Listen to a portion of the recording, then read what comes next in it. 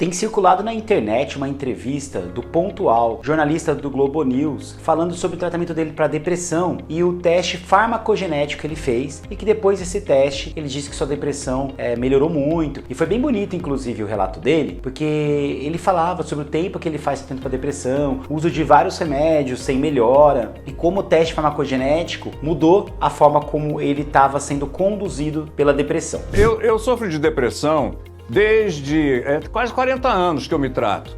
E eu já tomei vários remédios, uma série de remédios, e nunca deu muito certo. Eu fui nesse psiquiatra ano passado e ele faz um teste, ele aplica um teste que se chama Genomind. A grande questão é que esse vídeo tem sido circulado recentemente, mas esse vídeo foi colocado alguns anos atrás, há cerca de 4 anos atrás, se não me engano, e as pessoas estão colocando ele como um vídeo novo, mas inclusive para pontuar como o teste farmacogenético pode mudar a vida, de fato, de todo mundo que tem depressão. Então o vídeo de hoje é para explicar um pouco mais sobre o teste farmacogenético e falar o que de fato dele é real, o que de fato ele não é real e como ele pode ajudar a vida de quem tem depressão. Olá pessoal, tudo bem? Sou o Dr. Labinas, eu sou médico psiquiatra e sou CEO aqui do Instituto Labinas. E esse aqui é o meu canal, o Instituto Labinas, no YouTube e Dr. Guilherme Labinas nas outras mídias sociais, no TikTok, no Instagram, no Facebook. Então se você quiser saber mais sobre saúde mental, saber mais sobre psiquiatria, psicofarmacologias e tudo mais, me siga nessas mídias todas, porque você sempre vai ter bastante conhecimento. O vídeo de hoje, ele será então sobre o teste farmacogenético. Se você gostar do vídeo, não esqueça de se inscrever nos meus canais, no meu canal, curtir aqui e também compartilhar. E dúvidas que você tiver em torno do tema de hoje, pode perguntar, que quem aqui já me segue há bastante tempo sabe que eu estou sempre respondendo as suas mensagens e comentando e tentando ajudá-los, tá bom? Bem, então vamos falar um pouco sobre o teste farmacogenético. Inclusive, quem quiser até olhar, tem trechos da entrevista aqui, né? Eu posso deixar para vocês acessarem lá dessa entrevista, mas o que eu acho que é importante é que nós entendemos de fato o que é realidade e o que não é no teste farmacogenético. O que me preocupou, eu estava inclusive acessando o TikTok, eu estava subindo os vídeos, olhando os vídeos, aí eu vi muita gente comentando e tinha inclusive propaganda, na verdade, quando foram falar desse teste, e as pessoas acreditando que aquilo poderia mudar completamente seu tratamento e que seria como se fosse quase uma cura para a depressão. E não é verdade. Eu vou falar o que é o teste farmacogenético, como ele funciona, e a partir daí eu vou colocar qual é a aplicabilidade clínica desse teste farmacogenético em psiquiatria, tá? Para o tratamento de uma pessoa com depressão. Então, o teste psicofarmacogenético, ele funciona da seguinte forma: ele faz uma avaliação genética da pessoa em relação a alguns metabolismos hepáticos desse indivíduo. Então o que acontece? Toda vez que nós tomamos um remédio, toda vez que nós ingerimos seja uma bebida, uma comida, ou até tabaco, tudo que a gente acaba ingerindo ou inalando, existe uma metabolização, ou seja, existe uma quebra da molécula que você ingere, e quando essa molécula é quebrada, ela é quebrada muitas vezes para ter o seu mecanismo de ação, e depois também ela acaba sendo filtrada pelo rim para ser eliminada, algumas até pelas fezes, mas a boa parte pelo rim. E algumas moléculas, inclusive, fazem 2 passagens, aliás, várias moléculas fazem 2 passagens pelo fígado. Ela é quebrada, daí depois ela circula e ela é quebrada novamente, tá? Essa quebra, ela favorece, a eliminação e 2, ao efeito terapêutico esperado do remédio, tá bom? O que esse teste farmacogenético faz?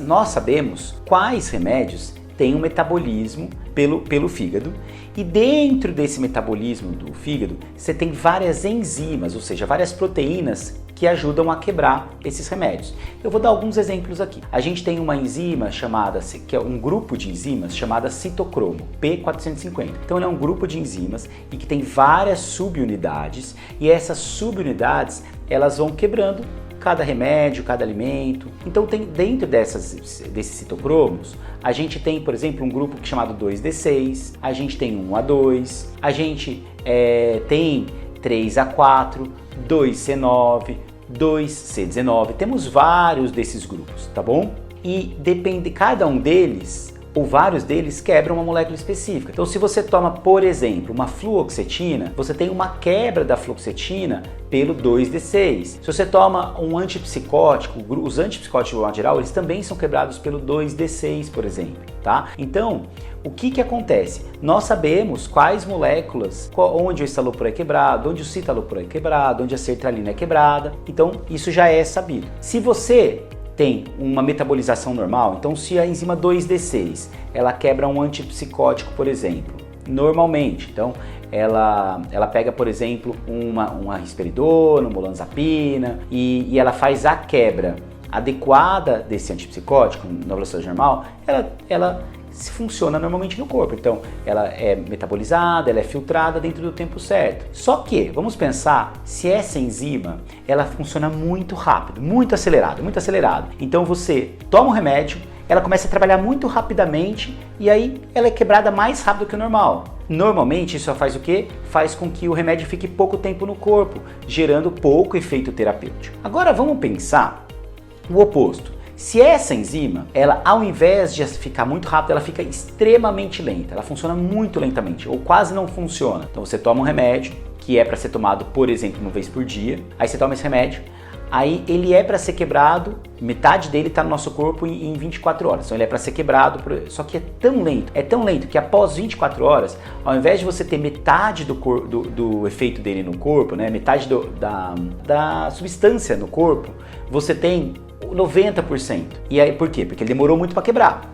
Aí você vai lá e ingere novamente um comprimido. E aí, ao invés de ter metade dele, você tem 90%. O que vai acontecendo? Você vai acumulando a substância no corpo. Isso vai propiciando efeitos colaterais. Isso tudo que eu estou dizendo vai fazer sentido para vocês, tá? Eu estou querendo minuciar para vocês entenderem exatamente como funciona o teste farmacogenético. Combinado? Então, o que a gente percebe? A gente tem essas enzimas que elas podem funcionar normalmente, elas podem funcionar muito rapidamente, elas podem funcionar lentamente, que são os ultra rápidos, tem os metabolizadores normais, tem os intermediários que funcionam um pouco mais lento do que aqueles que funcionam normalmente e tem aqueles que são lentos, tá? Isso propicia efeitos colaterais, propicia a ineficácia de remédio. Então, qual que foi a ideia das pessoas que criaram o teste psicofarmacogenético? Elas pegaram o metabolismo dessas enzimas todas, desse grupo P450 e de algumas outras também, pegando inclusive polimorfismos genéticos, tá? Porque além disso, eles veem, por exemplo, os genes como do L-metilfolato, por exemplo, então que é da enzima MTHFR, que eu até tenho um vídeo falando sobre isso para quem quiser assistir, tá bom? E você tem também então a metabolização do L-metilfolato, que vem do ácido fólico e de vários outros grupos genéticos. E quem controla essas enzimas são genes. Então a ideia é: você tem os genes, e esses genes eles não estão funcionando adequadamente, você tem polimorfismos deles, que fazem com que a forma como esses grupos de enzimas que eu venho falando não funcionem adequadamente ou funcionem muito rapidamente, tá bom? Então ele faz isso, ele pega os remédios, olha como os remédios funcionam, isso já é sabido, a gente sabe de cor, os psiquiatras normalmente esperam que saibamos todos de cor isso, e ele pega o seu sangue, ele pega a sua genética e ele começa a ver grupo por grupo, ele vê no 1A2, ele vê no 3A4, no 3A5, no 2D6, no 2B6, no 2C9, 2C19, ele vai pegando todos os grupos de enzimas seus, além do MTHFR e vários outros, e a partir daí ele vê se cada um desses genes você é um metabolizador rápido, se é um metabolizador intermediário, se é um metabolizador normal. E qual que é a ideia? Então ele faz isso e ele entrega isso para você e para o psiquiatra, o neurologista, por exemplo. E a ideia é, os médicos eles vão olhar e falar assim, olha, faz muito sentido então que essa pessoa não tem uma metabolização,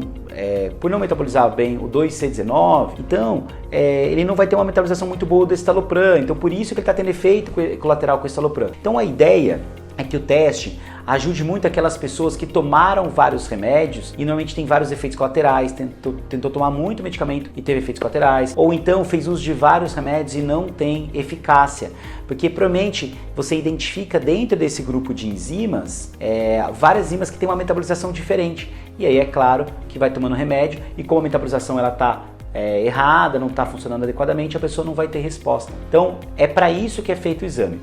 Antes de falar mais sobre a aplicabilidade, eu quero falar dos vieses disso, né? Primeiro viés, preço. No Brasil, esse exame ainda é muito caro. Você consegue achar por R$2.000, R$2.500, R$3.000, dependendo da região. É possível que fique mais barato no futuro, mas por enquanto ele ainda, eu acredito que ele é bastante inacessível para boa parte da população brasileira.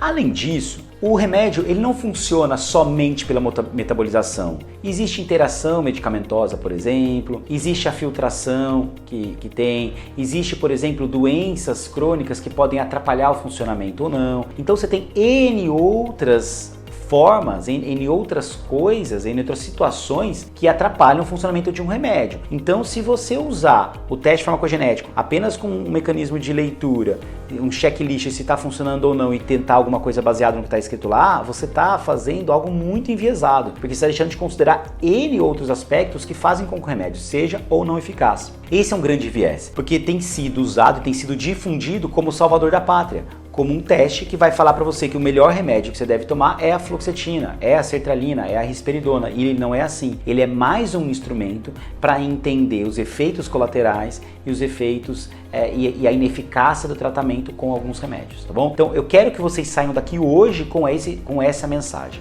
Perfeito. Dito isso, então, para quem serve? Para que serve? Para quem esse exame é aplicável? O teste farmacogenético, ele não é para ser dado para pessoa que nunca tomou medicamento. Você até pode fazer, mas eu não vejo grandes benefícios. Uma pessoa que nunca tomou remédio, quer tomar o remédio pela primeira vez, ela investe esse dinheiro nesse teste que vai falar vários remédios que poderiam ser bons. E aí, de qualquer forma, o médico vai ter que, baseado na clínica, escolher o remédio. Então ele não vai conseguir, essa lista toda não vai ser de muita utilidade para ela. Ela é muito útil para aquela pessoa que tem resistência a tratamento, especialmente com antidepressivos, mas também resistência a tratamento da esquizofrenia, do transtorno bipolar, pode. Mas ela foi inicialmente trazida para uma psicofarmacogenética da depressão, mas ela pode ser estendida para outros quadros também. Então qual que é a lógica? Você tem depressão, você já tomou sertralina, fluoxetina, escitalopram, venlafaxina, desvenlafaxina, amitriptilina, nortriptilina, mirtazapina, trazodona, tomou vários antidepressivos e não tem tido resposta.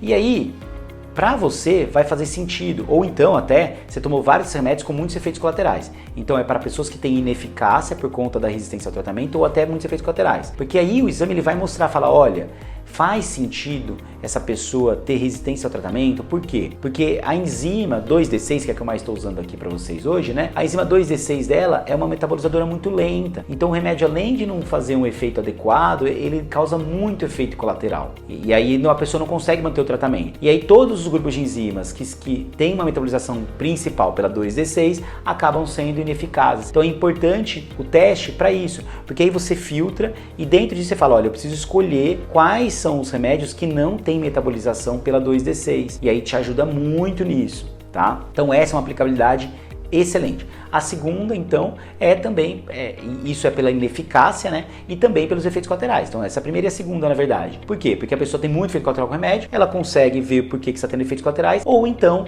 ela consegue ver para aquela pessoa que tem uma metabolização muito rápida, ela consegue olhar e falar assim, olha, ela metaboliza rapidamente 2C9 e também o 2C19. Ah, e o 3A4 ela também metaboliza rápido. Então, todo um grupo de remédios que tem uma metabolização principal por essas enzimas, a pessoa, ela provavelmente terá ineficácia do tratamento. E aí, ou às vezes você tem que dar doses muito mais altas do que daria, ou então você tem que tentar um outro grupo de remédios. Então, essa é a principal aplicabilidade clínica. Eu não quero que vocês caiam, de repente, na falsa ideia de que o teste farmacogenético é o must, assim, é o padrão ouro de tratamento para depressão e que ele vai te dar qual o melhor remédio para ansiedade, para depressão. Isso não é real, isso é falso. Até o momento, aqui em 2022, isso não existe, tá bom? Quem sabe daqui a uns anos, quem sabe no futuro, essa é a grande expectativa. E a gente sabe que os estudos em genética estão avançando muito rápido e eles são muito promissores. Tá? Eu espero que vocês tenham ganho muito assim conhecimento com essa aula que eu dei sobre o teste farmacogenético. Foi uma aula mais densa, né? Foi um vídeo mais longo que eu fiz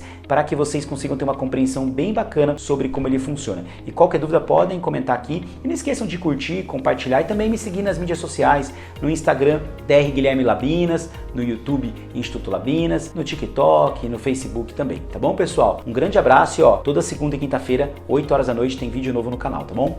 Um abraço!